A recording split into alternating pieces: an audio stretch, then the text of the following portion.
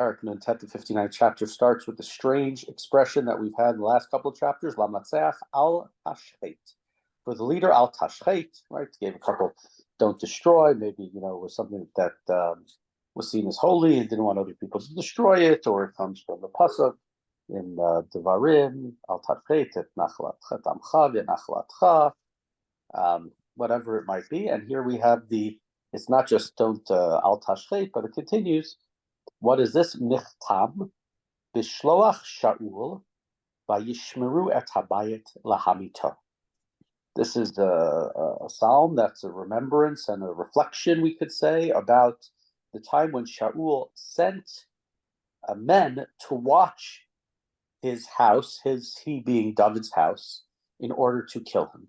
And presumably what this comes back to is the chapter 14 in Perek, in Shmuel Aleph. David is married to Michal, and Shaul wants to kill him, and Shaul sends men to surround the palace and to kill him. First, they're told, "Oh, David's not here" by Michal, and they go and they come back, and then they come up, and Michal has placed some sort of a mannequin in the bed to look like David and has helped him down from the window. But it was sort of the beginning of the scary time for David's life, where he was running away from Shaul and not knowing why, after being such a great general and such a great leader, as we've said in the last number of chapters, why it is that his father-in-law wants to kill him. So continuing Pasuk Bet, Hatzileni me oivai Elohai, mi mitkomemai tisagveni. Save me from my enemies, God. Secure me against all assailants. Hatzileni mipo ale aven umeanshe damim hushi'eni. Save me from evildoers, deliver me from murderers. Kihine arvu nafshi yaguru alai azim, lo fishi velo chatati Adonai. Because they lie in wait for me. And many different chapters where David has talked about this, turning to God, and the idea that there are people who are people or whatever it is lying in wait for him, ambush, hiding in the cave to jump out and to attack, whether it was about all of Bnei Yisrael, whether it was just about him.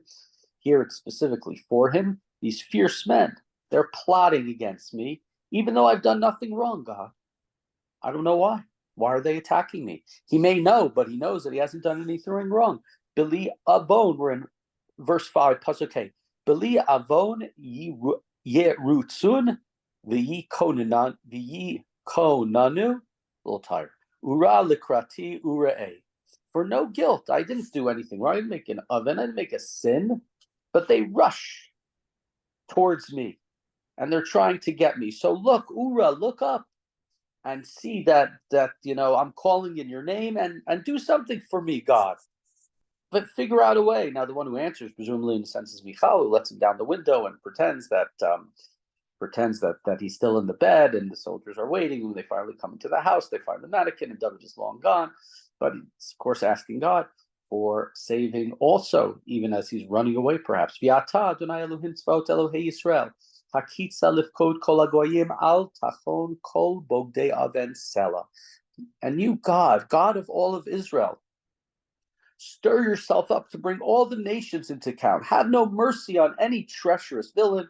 And then we have the word selo, we'll say forever, or the end of the section. So here we've made a turn where David was talking about himself to all of a sudden talking about all the enemies that are around for Bnei Israel, all the villains, and of course we've read in the books of Yeshaya and Yirmiyah and Yechezkel about all of the villainous armies who came and destroyed. And then Yashuvu la'erev yehemu kakalev visovavu ir. They come each evening growling like dogs, roaming the city. And if you've been to a third world country, it doesn't just have to be in a third world country, where there are packs of dogs running around. They're frightening. They're scary. They break into things. They kill other animals. And so that's the way that David sees these treacherous enemies growling like dogs, roaming the city, looking for their next victim. Hine yabiun befihem haravot, besiftotehem kimi shomea. They rave with their mouths, sharp words on their lips. They think, who hears? V'ata Adonai, Tischak lamo til'ag l'chol goyim. But you, God, laugh at them, right? Make a joke out of them. Mock all of the nations, all of these enemies that are around, that are licking their chops, getting ready to come in like a pack of wild dogs and killing us. Uzo elecha eshmora ki Elohim miskabi. So uzo, right? Oh, strength, my strength, God. Elecha, I'm waiting for you, because God is my haven. God is my refuge at this time. So again, David's coming back and forth. He's talking about himself with the pack of wild dogs being, in a sense, his enemies, the soldiers of Shaul, his former comrades. Is it also referring, at the same time, also referring to the nations all around who are looking to attack Bnei Israel? But our strength comes from God. Elohei chasti yikadneni, Elohim yar'eni v'sorerai.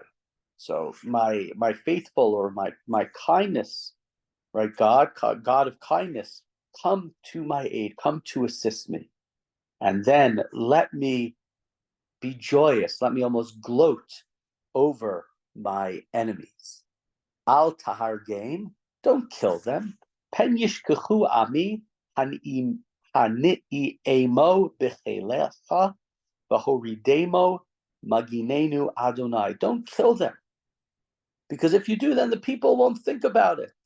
They won't think about your powers, and they're not going to show the respect for you. So defeat them in battle, but don't decimate them completely. Don't let them think that there's no enemies around and that life is secure and simple and easy. Chatat pimo dvar siftotemo b'yilchedu b'gaonam u'me'ala u'mikachash yisaperu.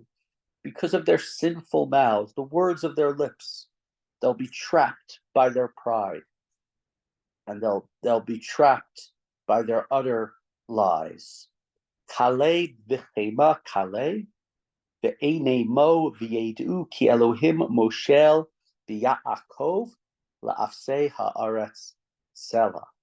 And when you put an end to them with your strength and your chama, with your anger and your rage, and they be no more, then everybody will know from one end of the earth to the other that God does rule over Jacob, over Yaakov. We've talked at different places where we have the word Yaakov used in Tehillim as opposed to the word Yisrael.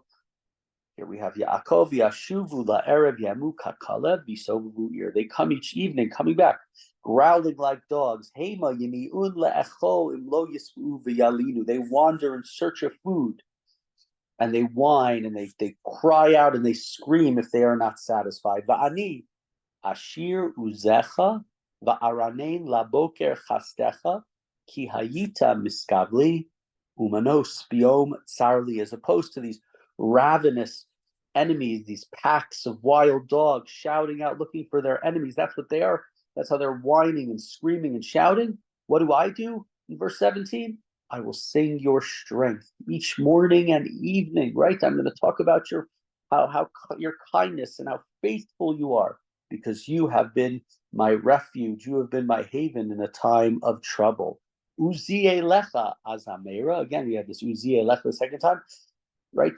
Strength, your strength. I turn to your strength, God. Before it was, I watch, I await your strength. This time it is, I sing songs about your strength, God. Ki Elohim miskabi Elohei chasti. For God is my haven.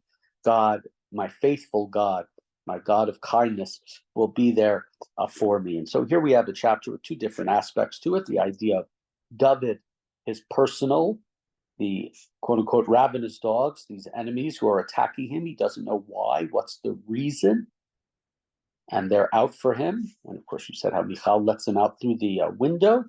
And then we turn from his personal to seemingly the national level, where there are these enemies, barbarians at the gate, ready to come and to strike down, to injure Bnei Israel. And they have great strength, and they have great teeth, and they have. But what do we have for strength? We turn towards God. God is who we turn to for strength. And David sings out for God's strength, and we hope soon that we can sing out as well for God's strength to secure our people in Israel.